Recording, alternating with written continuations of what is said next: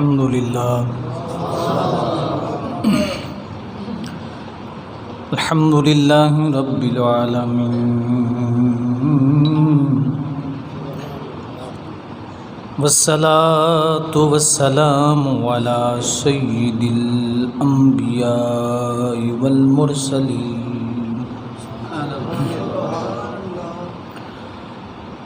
وعلى آله وأصحابه أجمعين أما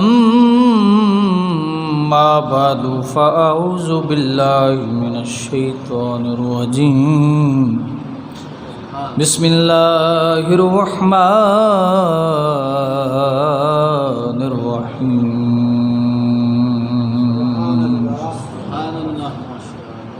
وقال إني ذاهب إلى ربي سيهدين ربي هب لي من الصالحين فبشرناه بغلام حليم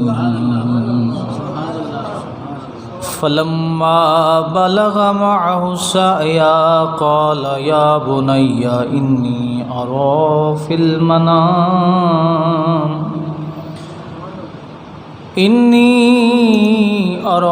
في المنام أني أذبحك فانظر ماذا ترى قال يا أبت افعل ما تؤمر ستجدني إن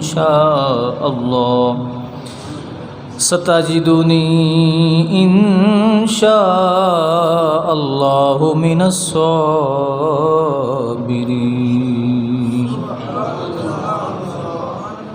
آمنت بالله صدق الله العظيم وبلغنا رسوله النبي الكريم الأمين إن الله وملائكته يصلون على النبي يا أيها الذين آمنوا صلوا عليه وسلموا تسليما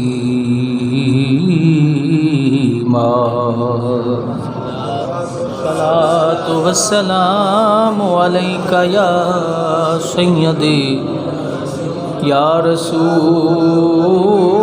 اللہ الصلاۃ والسلام علیک یا سیدی یا رحمت للعالمین وعلی آلک واصحابک یا خاتم النبیین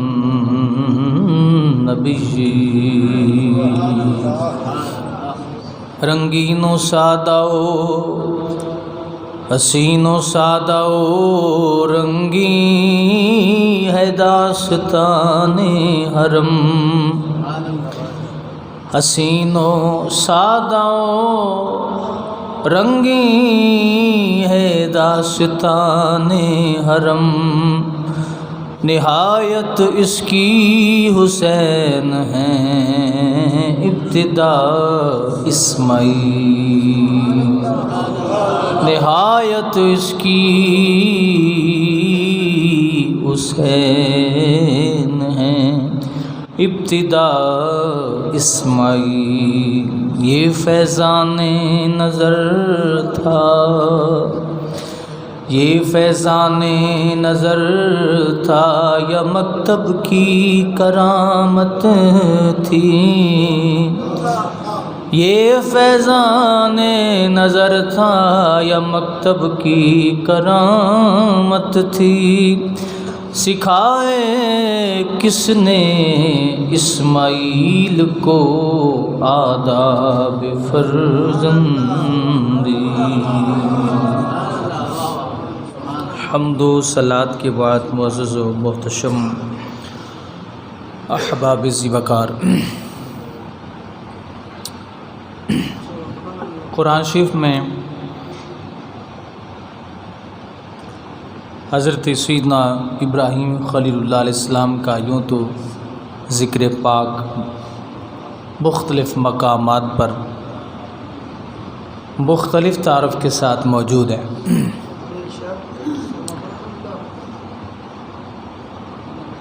آج کے یہ دن ہیں اور ان دنوں کی عبادت و ریاضت اللہ پاک کی بارگاہ میں مقبول ہوتی ہے، اس لیے نوافل، ذکر و اذکار، تلاوت قرآن کی کثرت ان دنوں میں کرنی چاہیے۔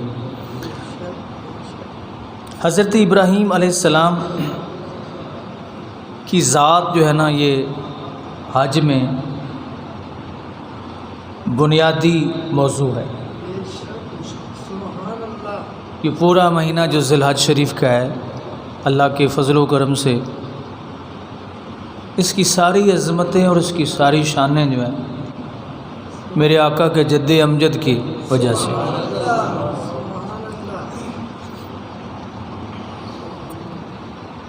ابراہیم خلیل اللہ علیہ السلام، آپ پر مختلف آزمائش آئیں اور رب کائنات کے فضل سے آپ ہر آزمائش میں، ہر امتحان میں کامیاب ہو۔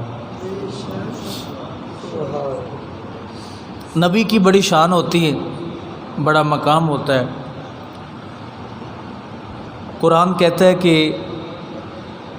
فراغ الی آلہتہم، جب ابراہیم علیہ السلام جو ہیں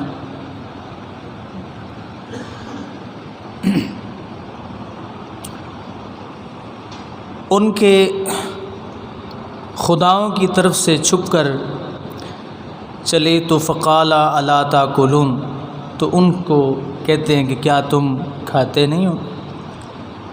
ما لکم لا تنطقون، کیا تم بولتے نہیں ہو؟ فراغ علیہم ضربا بالیمین، تو لوگوں کی نظر بچا کر انہیں دائیں ہاتھ سے مارنے لگے ابراہیم علیہ السلام۔ تو نتیجہ یہ نکلا کہ کافر بڑی جلدی سے پہنچے، قال، کہنے لگے اتعبدون ما تنحتون، کیا اپنے ہاتھوں کے تراشوں کو پوجتے ہو؟ ابراہیم علیہ السلام نے ان سے کہا واللہ خلقکم وما تعملون، اور اللہ وہ ہے جس نے تمہیں پیدا کیا اور تمہارے اعمال کو بھی جو تم کرتے ہو۔ تو اس کے بعد مختلف دوسرے مقام پر جو پہلے ذکر ہوا غالباً پچھلے جمعے پر، کہ انہوں نے ابراہیم خلیل اللہ علیہ السلام کو آگ میں ڈالنے کا پروگرام جو ہے وہ بنا لیا۔ اللہ تعالیٰ نے انہیں اس سے محفوظ رکھا۔ تو ابراہیم خلیل اللہ علیہ السلام، یعنی انہوں نے یہ چاہا کہ ہم خلیل اللہ علیہ السلام کو زیر کر لیں گے، ان کو اسفل دکھائیں گے، نیچا دکھائیں گے، لیکن نبی کی ذات وہ ہوتی ہے کہ اللہ اپنے نبیوں کو نیچا دیکھنا ہی نہیں چاہتا۔ رب کی ذات کے بعد نبی بلند ہوتے ہیں۔ تو اب ابراہیم خلیل اللہ علیہ السلام نے ان سے کہا وقال انی ذاہب الی ربی سیہدین، کہ میں اپنے رب کی طرف جانے والا ہوں۔ مفسرین کرام فرماتے ہیں کہ حضرت ابراہیم علیہ السلام وہاں سے پھر بیت المقدس کی طرف، مکہ شریف کی طرف جو ہے آپ کی تشریف آوری ہوتی ہے، اور جب مکے میں پہنچتے ہیں تو آپ ایک دعا کرتے ہیں، یعنی ایک لمبا پیریڈ گزارنے کے بعد نمرودیوں کے ساتھ اللہ نے آپ کو فتح و کامیابی، کامرانی عطا فرمائی۔ نمرود جو ہے وہ قسم قسم کے عذابوں میں مبتلا ہو کے مر گیا، اس کے ناک میں مچھر گھس گیا، اور پھر اس صبح و شام اس کو جوتے پڑتے تھے، یعنی وہ جوتے مارتے رہتے تھے تو کچھ اس کو سکون رہتا تھا، اس کے بعد وہ مر گیا۔ تو ایک جگہ پہ میں نے پڑھا کہ وہ مچھر چھوٹا سا تھا، لیکن جب وہ نکلا اس کے دماغ سے تو چڑیا جتنا جو ہے اس کا جسم ہو چکا تھا، سارا بھیجا جو ہے کھا گیا۔ تو اصل میں وہ مچھر اللہ تعالیٰ کی طرف سے نبی کا محافظ ہے، وہ مجاہد تھا، اب کہاں انسانی دماغ اور وہ بھی نمرود جیسے قوی شخص کا، اور کہاں پہ چھوٹا سا مچھر، لیکن جب اللہ تعالیٰ کی نصرت و حمایت اور تائید حاصل ہوتی ہے تو چھوٹے سے ذرے بھی آفتاب بن جاتے ہیں۔ ابراہیم خلیل اللہ علیہ السلام نے اللہ تعالیٰ کی بارگاہ میں عرض کیا، ربی حب لی من الصالحین، یا اللہ بیٹے کی ضرورت ہے، اور بیٹا بھی ایسا ہو جو صالح ہو۔ پتہ چلا اللہ بری اولاد سے بچائے۔ نبی بھی جب دعا مانگتے تھے تو جب ابراہیم خلیل اللہ علیہ السلام اللہ سے مانگ رہے ہیں تو صالحین کا ذکر نہ بھی کریں تو تب بھی، لیکن یہ درس تھا پوری امت کے لیے، پوری انسانیت کے لیے، قیامت تک آنے والے لوگوں کے لیے، کہ جب بھی دعا مانگو اولاد کی تو یہ صالح کا ذکر ضروری کرو، کیونکہ انسان پر بسا اوقات ایسا وقت آ جاتا ہے کہ جس اولاد کو بڑی منتوں کے ساتھ نظریں مان کے اللہ سے دعائیں مانگ کے لیا ہوتا ہے، تو پھر وہ اولاد جب بے ادب ہوتی ہے تو پھر بندہ یہ کہتا ہے یا اللہ اس سے تو بہتر تھا کہ یہ مجھے نہ ہی تو عطا فرما دے۔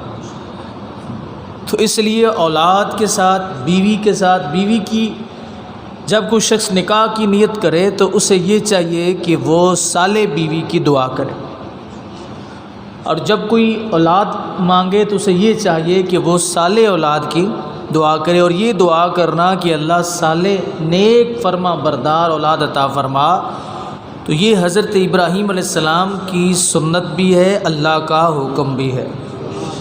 اب نبی نے مانگا، کس نے مانگا؟ نبی نے، اور نبی بھی کوئی عام نبی نہیں ہے، رسول کریم علیہ السلام کے جد امجد ہیں۔ عرض کرتے ہیں ربی حب لی من الصالحین، تو رب کائنات نے ساتھ ہی جواب دیا،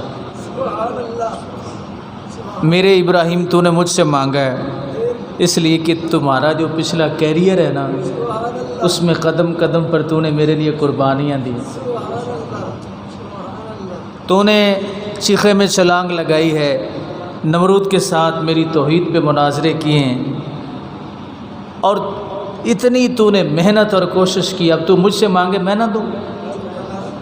اب رب کسی کا پابند نہیں ہے، وہ مجبور نہیں ہے، لیکن جب بندہ اللہ رب العزت کے راستے میں محنت کرتا ہے، کوشش کرتا ہے، معاملات جو ہیں ان کو اپنی جان کو سختی میں ڈالتا ہے، اذیت میں مبتلا کرتا ہے، تو رب بھی تو دیکھتا ہے نا۔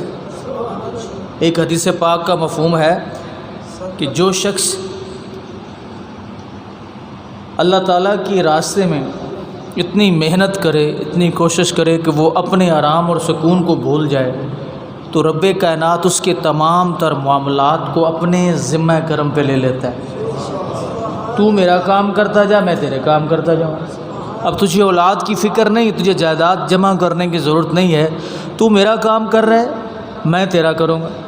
پھر دنیا میں دستور بھی تو یہی ہے نا کہ آپ کسی کے ساتھ ملازمت کرتے ہوں تو اس کے لیے محنت کرتے ہیں، اس پہ خلوص کے ساتھ اس چلتے ہیں، وفاداری کا اظہار کرتے ہیں، مظاہرہ کرتے ہیں، تو وہ بھی تو سوچتا ہے یار بندہ تو میرے نال ہے، تو مجھے بھی اس کے بال بچوں کا خیال رکھنا چاہیے، مجھے بھی اس کا لحاظ رکھنا چاہیے۔ تو بندہ جیسے اللہ رب العزت کے حکم کی پابندی کرتا جاتا ہے، اللہ اس کے معاملات کو اپنے ذمہ کرم پہ لیتا جاتا ہے۔ اے ابراہیم تو نے بڑی محنت کی، نمرود کے ساتھ بڑے مناظرے کیے، بڑی کوششیں کی، بڑا تم نے اس کے ساتھ جہاد کیا ہے، تو مجھ سے بیٹا مانگے، اولاد مانگے صالح، تو میں تجھے نہ دوں؟ اب ابراہیم علیہ السلام نے جب یہ دعا مانگی تو رب کائنات نے اس کا جواب فوراً جو ہے اگلی آیت میں عرض کرتے ہیں ابراہیم علیہ السلام ربی حب لی من الصالحین،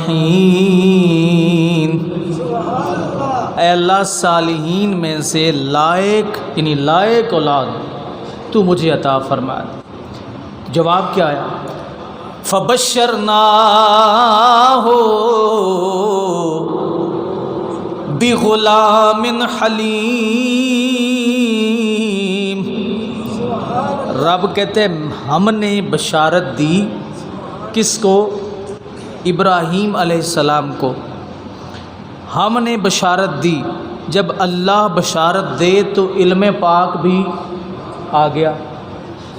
رب کہے کہ یہ کام اس طرح ہوگا تو اطلاع ہوگی، ہمارا موقف ثابت ہو گیا۔ لوگ کہتے ہیں اللہ کا نبی غیب نہیں جانتا، مگر اللہ کی اطلاع سے تو بھائی ہمارا بھی تو یہ موقف ہے، وہ اطلاع آپ کی طرف کیوں نہیں ہوتی جی؟ سوچنے کی بات تو یہ ہے نا۔ اللہ مطلع فرماتا ہے، جبکہ قرآن میں دوسرے مقام پر موجود ہے۔ رب ذوالجلال فرماتا ہے ما کان اللہ لیطلعکم علی الغیب ولکن اللہ یجتبی من رسلہ من یشاء۔ ہر کسی کو علم غیب نہیں دیتا، اپنے رسولوں میں جسے چاہتا ہوں علوم کے خزانے عطا فرماتا ہوں۔ ہر کسی کو رب ذوالجلال مطلع نہیں فرماتا، لیکن اپنے محبوب بندوں کو۔ یہی ہمارا موقف ہے۔ میرے امام نے اس لیے کہا تھا اللہ کے نبی وہ ہوتے ہیں جن کو رب غیب کی خبریں، نبی کا معنی ہی غیب کی خبریں، دلوں کی حالت کو جاننا، ظاہر کو دیکھنا، باطن کو دیکھنا، نماز مصلی پہ کھڑے ہو کے پڑھانا، پر دلوں کے خشوع خضوع کو دیکھنا۔ آیا ہے یہ صحیح بخاری میں، کیوں بیان نہیں کرتے، رک کیوں جاتے ہو؟ دل کی قلبی حالت کا نام خشوع ہے، خضوع ہے۔ کیا میرے نبی نے یہ نہیں فرمایا جب میں نماز پڑھا رہا ہوتا ہوں ما یخفی علی رکوعکم ولا خشوع؟ اے میرے صحابہ، رب ذوالجلال نے مجھ پہ تمہارے دلوں کی حالت کو، نہ تمہارے رکوع کو، نہ تمہارے سجود کو مخفی نہیں فرمایا۔ یا رسول اللہ، آپ دیکھ آگے رہے ہوتے ہیں تو پچھلوں کی خبر۔ امام بخاری فرمانے لگے کیا خبر ان کو چھلکتے ہوئے پیمانوں کی، بھیک جن کو میسر نہیں میں خانوں کی۔ تم کیا جانو شان مقام یہ۔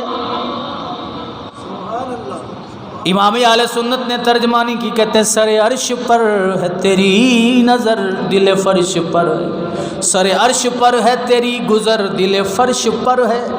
ابھی اسی حدیث کی طرف اشارہ ہے۔ یا رسول اللہ، آپ آگے کھڑے ہوتے ہیں، غلام پیچھے ہوتے ہیں، بلا بلا کے میرے نبی فرماتے ہوئے تیرا وضو ٹھیک نہیں تھا۔ دیکھیں، امام نماز پڑھا رہا ہو، پیچھے مقتدی کیا کر رہے ہیں کسی کو پتہ، لیکن اللہ کا نبی وہ ہوتا ہے جو آگے بھی دیکھے، جو پیچھے بھی دیکھے۔ الحمدللہ، یہ ہمارا عقیدہ ہے۔ میرے آقا کریم علیہ السلام رب ذوالجلال کی عطا سے آگے بھی دیکھتے ہیں، پیچھے بھی ہم مڑ کے دیکھتے ہیں، وہ سیدھے ہو کے۔ اور پھر یہ کہا تمہارے خشوع خضوع، قلبی دل کی حالت کو بھی میں دیکھتا ہوں۔ اب لوگ کہتے ہیں کہ اللہ ان کو مطلع کرتا ہے، تو بھائی ہم کون سی بات کر رہے ہیں کہ حضور ذاتی طور پہ دیکھتے ہیں؟ تو رب تمہیں کیوں نہیں بتاتا کہ جناب مولوی صاحب، امام صاحب، تھوڑے پیچھے تو لوگوں کا وضو ہی کو نہیں ہے گا؟ کسی کو پتہ چلے؟ مجھے تو نہیں پتہ چلتا۔ میں نماز پڑھا، جمعہ کی نماز پڑھا ہوں، یا کسی بھی امام کو، کسی خطیب کو یہ پتہ نہیں ہے کہ پیچھے جو ہے وضو ٹوٹ رہے ہیں، لیکن میرے آقا اب بھی سمجھ نہیں آئی ان کے مقام۔ فرمایا اللہ کی اطلاع سے رب کائنات خبر دیتا ہے تو ہمارا یہ عقیدہ نبی کو خبر ہوتی ہے، یعنی اللہ حضور کا علم، نبیوں کا علم اللہ کا عطا ہی ہوتا ہے، بس یہی بات۔ اور رب کی عطا پہ کسی کو کوئی پابندی نہیں ہے۔ تو اللہ تعالیٰ نے فرمایا کہ ہم نے ابراہیم علیہ السلام کو کیا کیا جی؟ ہائے ہائے، بشارت دے دی۔ اب بشارت دی تو ابراہیم علیہ السلام نے سب کے سامنے اعلان کیا ہوگا کہ کوئی نہ، کہ مجھے بیٹے کی بشارت مل گئی ہے۔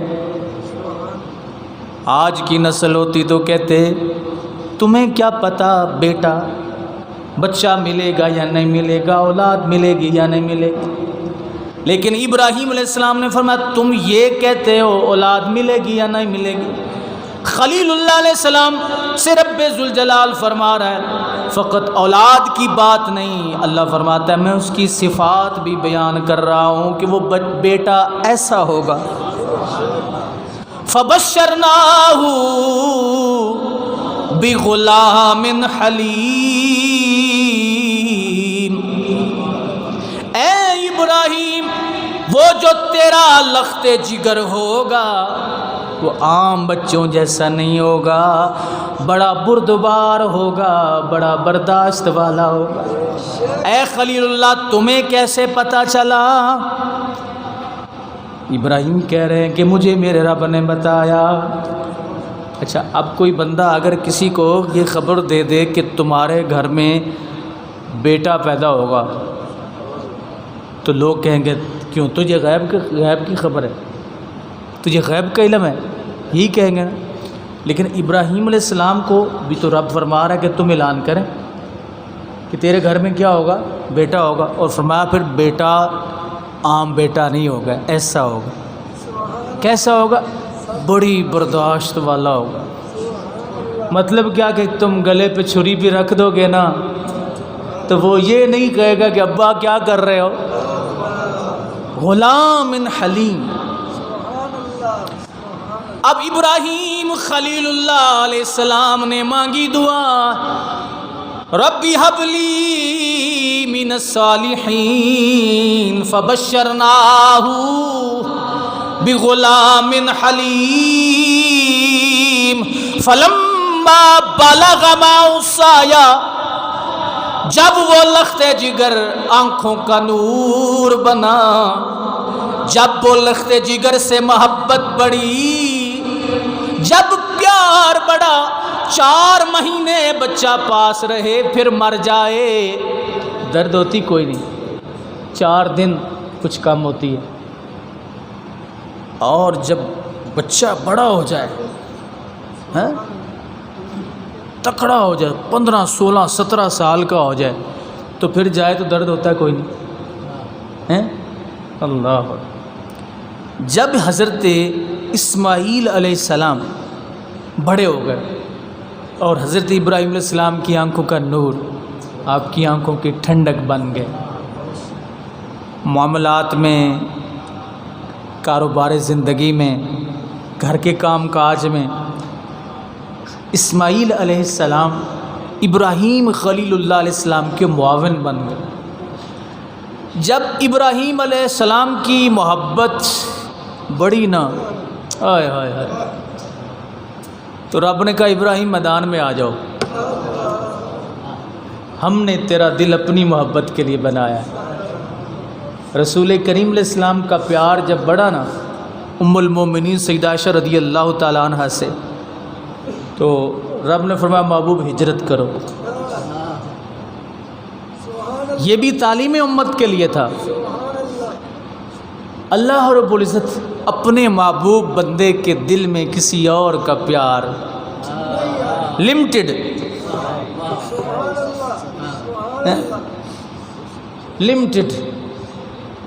یعنی ایک حد تک اجازت۔ جب خلیل اللہ علیہ السلام نے چونکہ یا اللہ دیا بھی تو نے ہے، مانگا تجھ سے تھا، دیا بھی نے ہے، اللہ نے فرمایا ہاں دیا ضرور میں نے ہے، لیکن آگے نہیں، اس لیے کہ تیرا دل نا یہ میری محبت کا بسیرا ہونا۔ تو ظاہر ہے اکلوتا بیٹا ہو تو اس سے محبت بڑھ جاتی ہے، جوان ہو جائے، بڑا ہو جائے۔ اب رب نے کہا ٹھیک ہے، جب تمہاری محبت جو ہے وہ بڑھ گئی ہے تو اب میدان میں آ جاؤ۔ خلیل اللہ میدان میں آؤ، یا اللہ کیا؟ قرآن کہتا ہے فلما، پھر جب بالغ معہ السعی، وہ ابراہیم کے ساتھ کام کے قابل ہو گیا۔ جب دکان پہ جانے کے لیے بیٹا اس قابل ہو جائے تو پھر کوئی کہے یہ پتر مجھے دے دیں ذرا، کوئی آپ سے کہے کہ یہ جو بیٹا ہے نا آپ کا یہ 4 دن ہمارے پاس بھیج دیں، تو آپ کہیں گے یار اللہ کے بندے یہ تو ابھی دکان پہ کام کرنے کے قابل ہوا ہے تو آپ مجھ سے مانگ رہے ہو، یہ کیا کر رہے ہو آپ مجھ سے، میرا بیٹا مانگ رہے، ہم نہیں دیں گے، اپنے رشتہ داروں کے ہاں بھی نہیں بھیجیں گے۔ تو جب اسماعیل علیہ السلام اس قابل ہو گئے کہ ابراہیم علیہ السلام کے ساتھ معاونت کر سکیں، کام کر سکیں، تو ابراہیم علیہ السلام سوتے ہیں، خواب آیا، اور خواب میں اللہ چاہتا تو جبریل کو بھیج کے حکم بھی فرما سکتا تھا، لیکن یہ بتانا مقصود تھا کہ اگر خواب میں اپنا بیٹا ابراہیم دینے کے لیے تیار ہو جائے گا تو دنیا میں مثال قائم ہوگی۔ میرے آقا کریم اسلام کو متعدد معاملات کی نبی کا خواب بھی وحی الہی ہوتا ہے۔ فتح مکہ کی بشارت حضور اسلام کو خواب کے اندر دی گئی۔ نبی کا خواب کیا ہوتا ہے جی؟ وحی الہی ہوتا ہے۔ اب حضرت ابراہیم خلیل اللہ علیہ السلام نے خواب دیکھا، صبح اٹھتے ہیں، مسلسل خواب آیا، اسماعیل کو بلا لے، بیٹا ادھر آؤ۔ فرمانے لگے ابراہیم علیہ السلام، قالا یا بنیا، اے میرے بیٹے، انی ارا فی المنام، اے میرے بیٹے میں نے خواب دیکھا۔ ابا جی کیا کیا آپ نے خواب میں، کیا دیکھا؟ انی اذبحک فانظر ماذا تری، اے میرے لخت جگر میں تیرے گلے پہ چھری پھیر رہا ہوں، فانظر ماذا تری، تیری رائے کیا ہے، تو کیا چاہتا ہے؟ اب ہوتی نالائق اولاد، نالائق اولاد ہوتی تو کہتی ابا نا خواب تجھے آیا، مارتا مجھے کیوں ہے؟ اللہ اکبر۔ حضرت ابراہیم علیہ السلام خواب میں اتنا بڑا قدم تو نہیں اٹھانا چاہیے، تو اللہ تعالیٰ یہ بتانا چاہ رہا تھا کہ اگر خواب میں اتنا، اس سے بڑھ کے اور قربانی کیا ہو سکتی ہے بتائیں جی؟ لوگ اپنی اولاد کو بچاتے ہیں، خود مر جاتے ہیں، ایسی ہے نا؟ لیکن حضرت ابراہیم علیہ السلام آپ نے کہا کہ بتاؤ تیری رائے کیا ہے، تو ابراہیم علیہ السلام کو بیٹے سے رائے تو نہیں پوچھنی چاہیے تھی، بس پکڑ دے جا کے چھری پھیر دیتے۔ تو جو لائق اولاد ہوتی ہے اس کا جواب اور ہوتا ہے، نالائق اولاد کا جواب اور ہوتا ہے۔ ہمارے بچے تو برگر اور شاورمے پہ لڑ پڑتے ہیں نا، بلا نہیں ہے۔ کبھی بچوں سے یہ کہا کہ آج نا یہ شاورما پڑا، آپ کسی اور کو دے دیں، کسی اور کے بچے کو دیں، وہ ہی نہیں دیتے۔ تو خلیل اللہ علیہ السلام نے کہا فانظر ماذا تری، اے ابراہیم یہ کیوں بولا؟ فرمایا اس لیے بول رہا ہوں میں دنیا سے چلا جاؤں گا، میرا ذکر، میرے بیٹے کا ذکر قرآن میں رہے گا، قیامت تک امت پڑھتی رہے گی، ذکر کرتی رہے گی کہ ابراہیم نے بیٹے سے اس لیے پوچھا کہ بچوں کی عادت ہوتی ہے وہ موت سے بھاگتے ہیں، تکلیف سے بھاگتے ہیں، تاکہ دنیا والوں کو پتہ چل جائے یہ بچہ کوئی عام بچہ نہیں، یہ ابراہیم کا بیٹا اسماعیل ہے۔ ایکو تھوڑی کم کرو نا یار، کس کا بیٹا ہے؟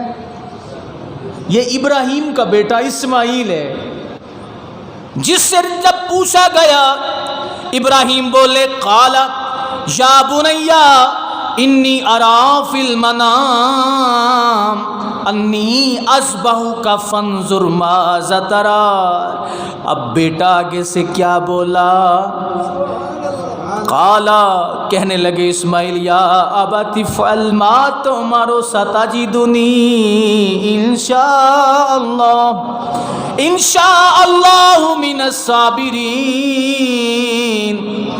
یہ فیضان نظر تھا، یہ فیضان نظر تھا یا مکتب کی کرامت تھی؟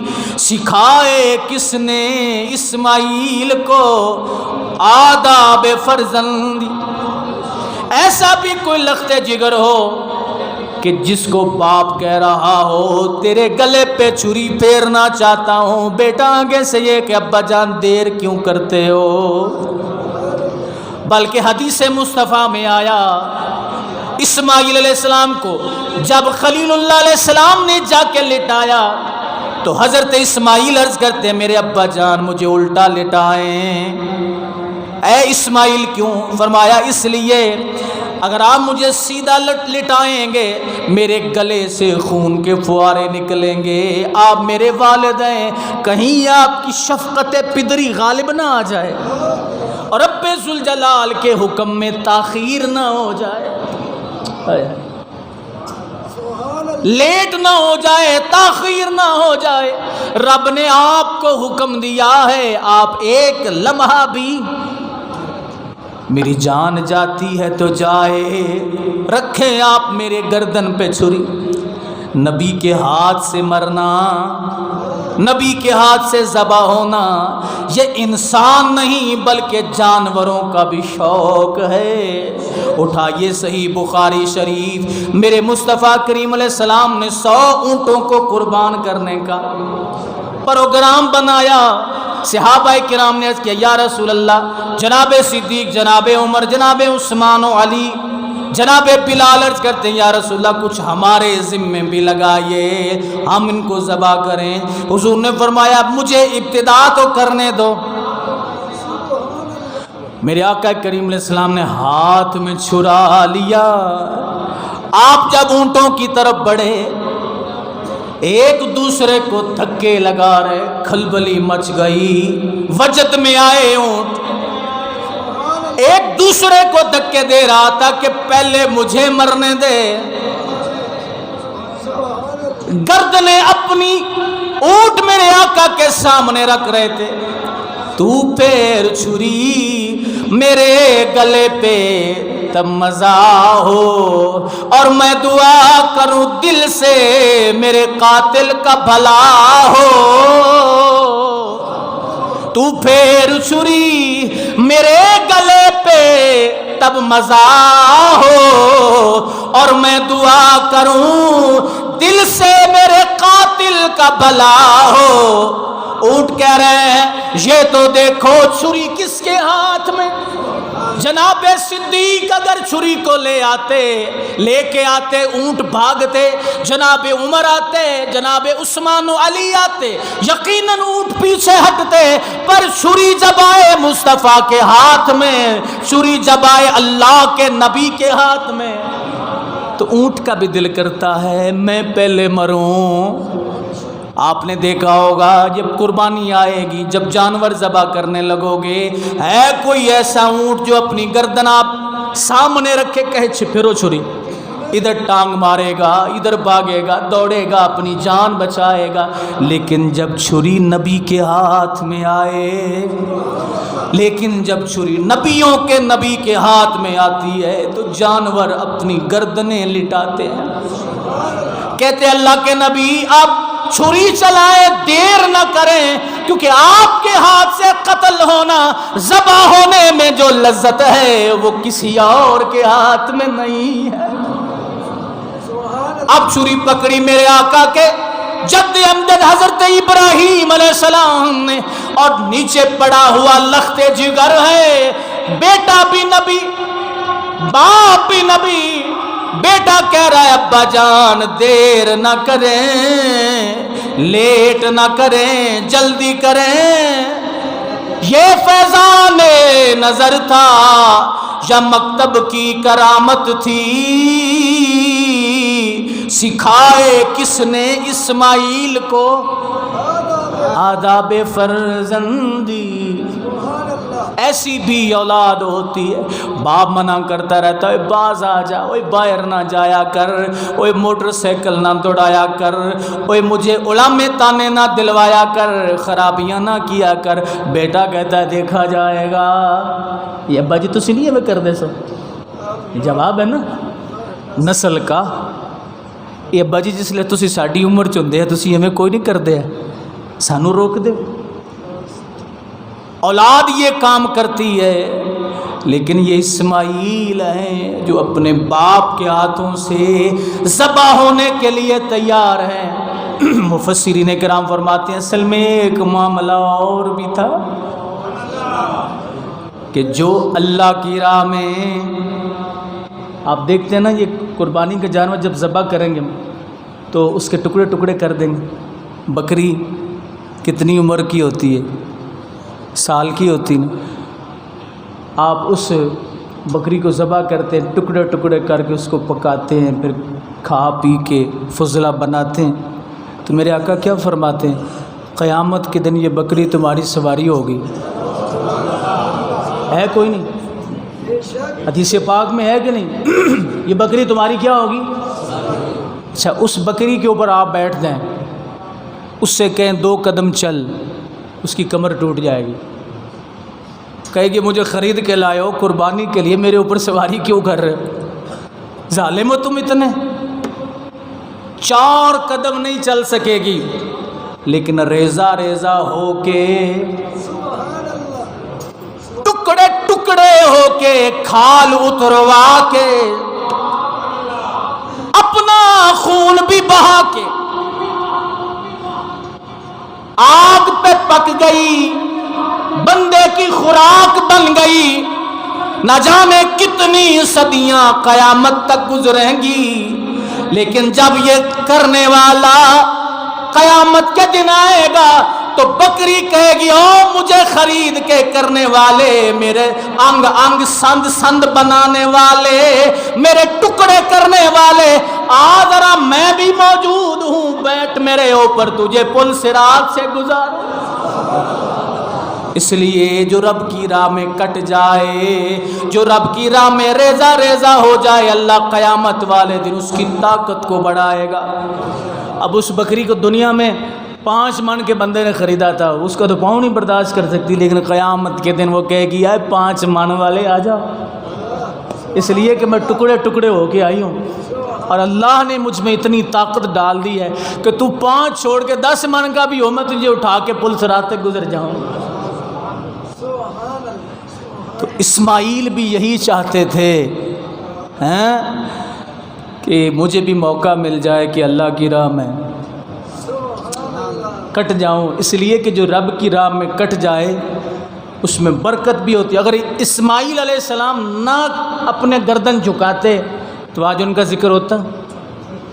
دیکھیں اتنا عرصہ گزر گیا، اتنا وقت گزر گیا، لیکن اس کے باوجود ہر سال ابراہیم ابراہیم اسماعیل اسماعیل ابراہیم اسماعیل ابراہیم اسماعیل. حضور نے اسی لیے کہہ دیا کہ یہ تمہارے باپ ابراہیم کی سنت ہے، یا رسول اللہ آپ کی بھی تو ہونی چاہیے. فرمایا ان کا حق زیادہ ہے، ان کا حق زیادہ ہے، ان کی قربانیاں زیادہ ہیں، انہوں نے قربانیاں دی ہیں تو اللہ نے ان کا نام ذکر کیا. اور پورے کا پورا حج جو ہے سبحان اللہ وہ اسماعیل ابراہیم کے ارد گرد گھوم رہا ہے. تم زور لگائے جاؤ اور اللہ کے بندے کچھ بھی نہیں ہے، کچھ بھی نہیں ہے، کچھ بھی نہیں. اللہ کہتا ہے سب کچھ ہے ہی میرے بندے. بڑے بڑے مسئلے رب نے قربانی پہ، یہ غیر اللہ والا مسئلہ بھی حل کر دیا.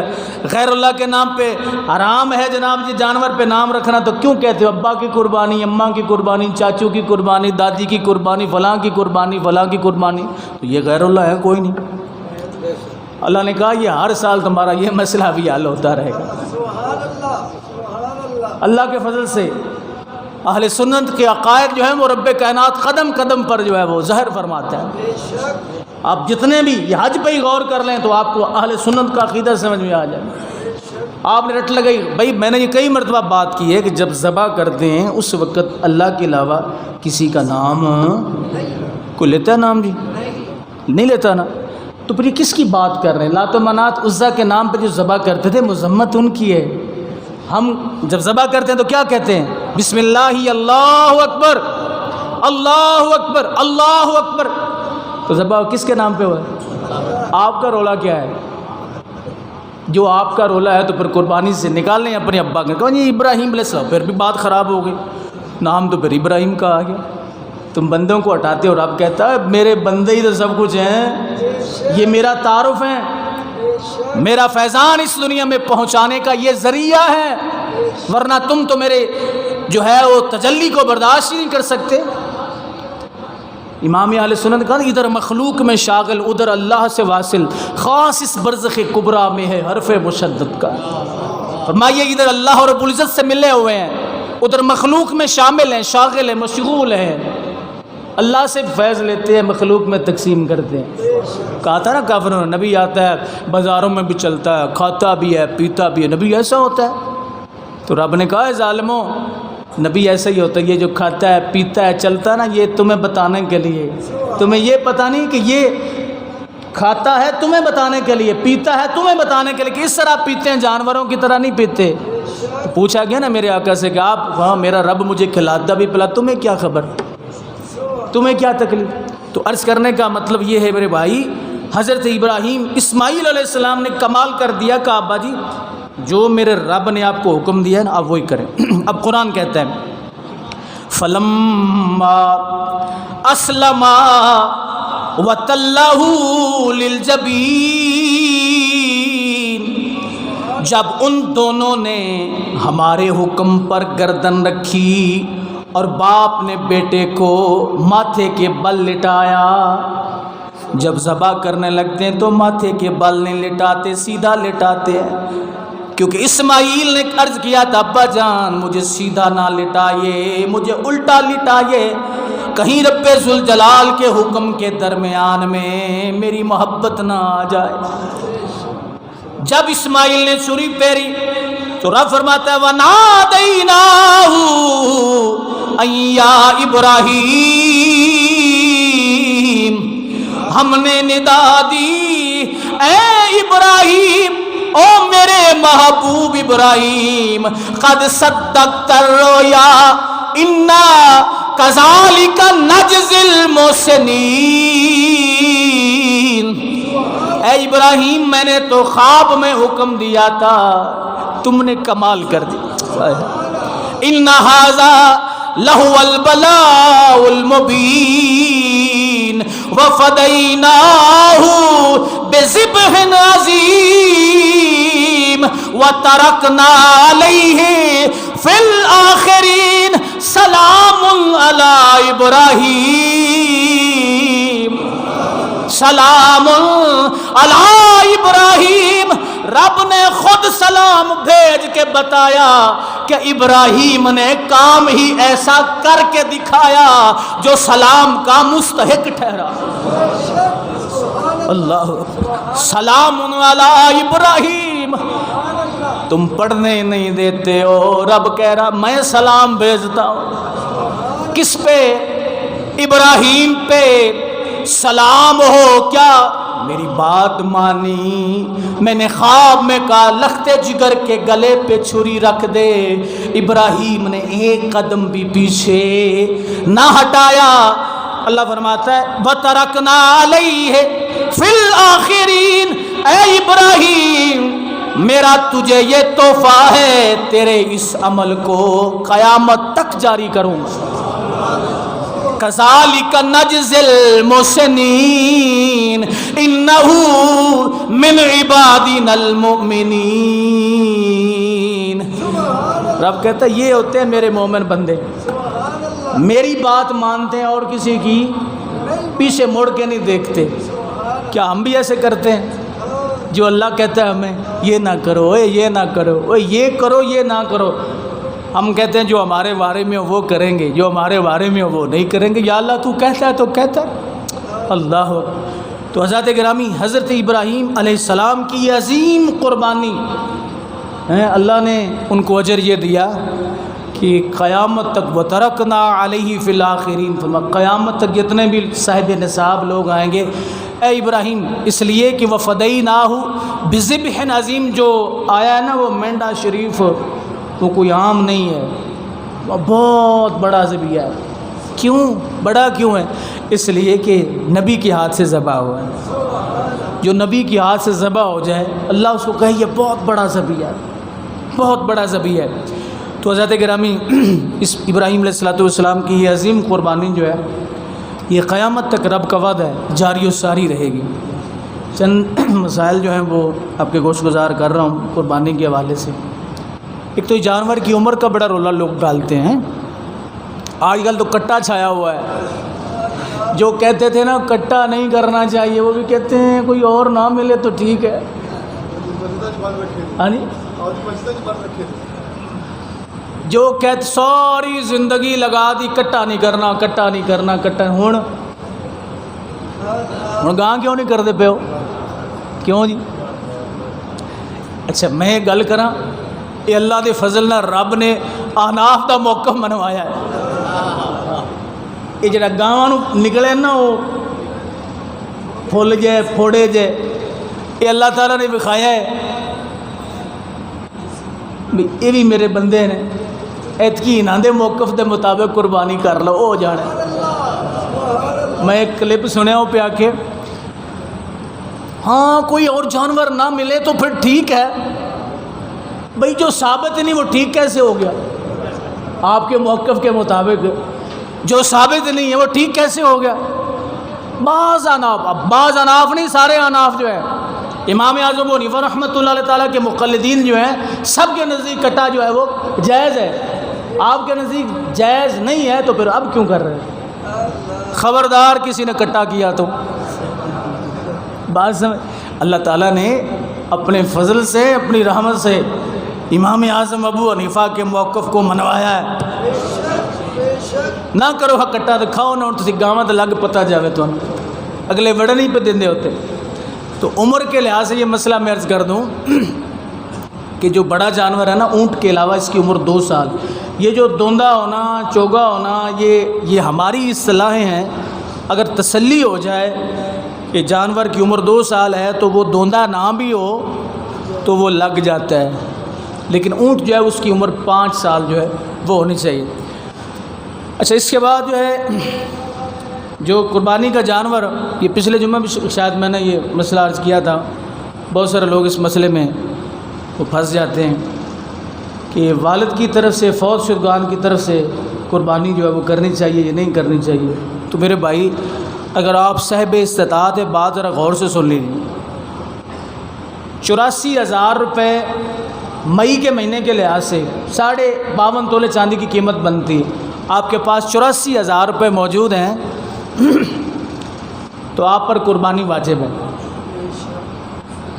اب پہلے اپنی کریں، اس کے بعد پھر دیکھیں کہ آپ کے پاس نصاب بچتا ہے یا نہیں، پھر صاحب نصاب ہیں یا نہیں۔ اگر پھر صاحب نصاب ہیں تو اپنے فوت شدگان کی کر لیں۔ اگر آپ صاحب نصاب نہیں ہیں، 84,000 روپے آپ کے پاس نقدی یا اس کی مالیت کا سونا چاندی موجود نہیں ہے تو پھر آپ جس کی چاہیں کر سکتے ہیں، اپنی بھی کر سکتے ہیں، فوت شدگان کی بھی کر سکتے ہیں۔